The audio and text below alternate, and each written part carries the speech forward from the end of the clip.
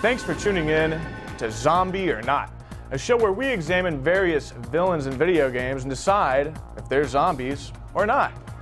Today we're going to take a look at a Spanish-speaking menace, a bad case of crabs, and also a potential caveman zombie. Joining me is Alex Navarro, GameSpot editor and zombie purist. Alex, tell us what it means to be a zombie purist.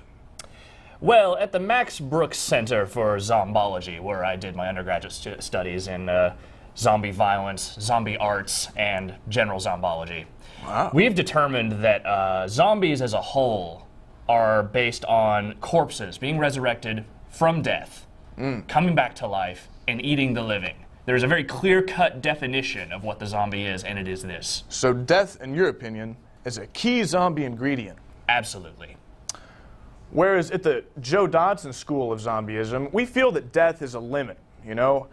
Zombies can be a lot of things to a lot of different people. And so we're going to take a look at a few different types of enemies and see how they qualify according to our two different schools of thought. First up are the Ganados from Resident Evil 4.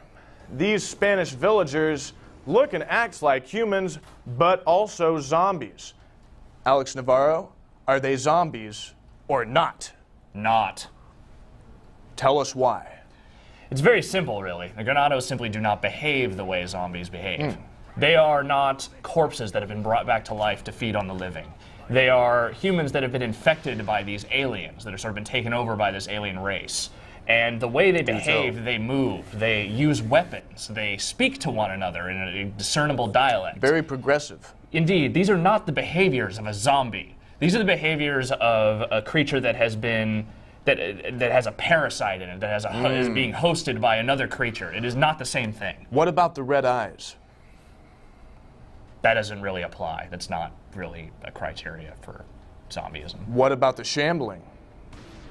Okay, yes, there is shambling, yes, but lots of people shamble. I saw a homeless guy about like an hour ago. They're also hard to kill.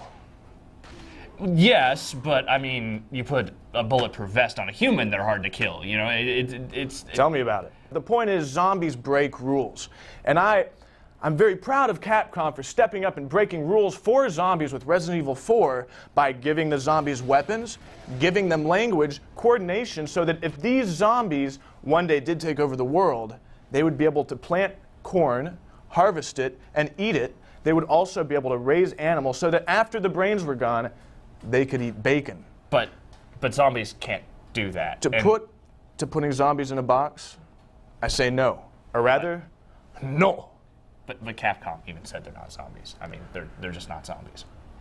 Well, Capcom can call them whatever they want. They're zombies in my book. So you say... No. I say C. Up next, let's take a look at a bad case of an infection called head crabs. Formerly Scientists, these zombies in Half-Life and Half-Life 2 got tiny parasites on their heads that ate their brains and turned them into shambling members of the Undead Legion. Alex Navarro, are they zombies or not? Most definitely not. In fact, if anything, the parasites are more zombies than the head crabs themselves, simply because they eat brains. Head crabs simply do not display the correct behavior. They are, again, controlled by aliens. They are not... Right.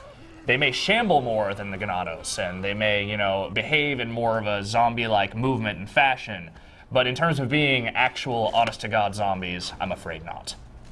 I'm going to agree with you here. Even though head crab zombies do have several important zombie characteristics. They're prone to headshots. They shamble. They have no minds of their own. And by the logic that I use to justify zombieism for Ganados, you would think that I would call these real-deal zombies. However, head crab zombies bring almost nothing to the zombie table. They can't use tools, they can't speak Spanish, and they can't bite. Biting is a huge deal in the zombie world. That's how they get most of their work done. If you can't bite somebody as a zombie, how are you supposed to spread the zombie infection? Indeed, it is how they breed. In a way, head crab zombies are zombies without teeth, figuratively speaking and literally speaking. Anyway, I agree with you. Head crab zombies are not zombies. Well, fantastic. Moving on, we have what might be one of the oldest zombies alive, or not a zombie at all. They call him the Caveman, but will we call him Zombie? His name is Chris Kaman, and he's a basketball player for the LA Clippers.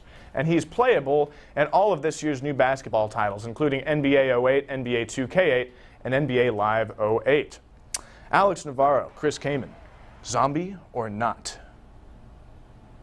Really? You're actually asking me this? I mean, I was told I was going to be on the show as like a serious thing, like I was actually going to talk about things that could or actually not be You are an zombies. expert, and there is a question here. I mean, what do you think? Your honest opinion. No. No? No, he's a basketball player.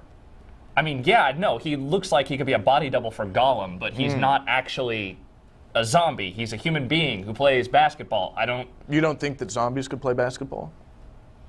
No, I don't, because if I don't think they can use weapons or speak, I don't Chris think they can Kaman play basketball? Yes, I have. I have seen Chris Kaman. Loose. Yeah, no, I'm not saying he's a great basketball player, but I'm certain he could beat a zombie in a basketball game because a zombie does not know how to play basketball. He shambles. I mean, this is how we're ending? What about his hair? It's kind of graveyardy. Yeah, he has thin hair. He has bad hair. I realize that. Yes, he's ugly. He's hideous. He's an absolutely atrocious-looking human being. I get that. But, no, not a zombie. I think he's pretty good looking for a zombie. He's not a zombie! You know, I think I agree with you on that. I'm pretty sure that Chris Kaman is not, in fact, a zombie. I'm almost entirely certain that I agree with you. Well, that's fantastic. 95%. Well, it should be 100 because he's not. Isn't a zombie, but Chris Kaman, probably not a zombie. Anyway, Alex Navarro. Not a zombie. Probably not a zombie. I think. You're the expert. That's right. That's Alex Navarro, GameSpot editor. I'm Joe Dodson, features editor for GameSpot. Thank you for joining us on Zombie or Not. Tune in next time.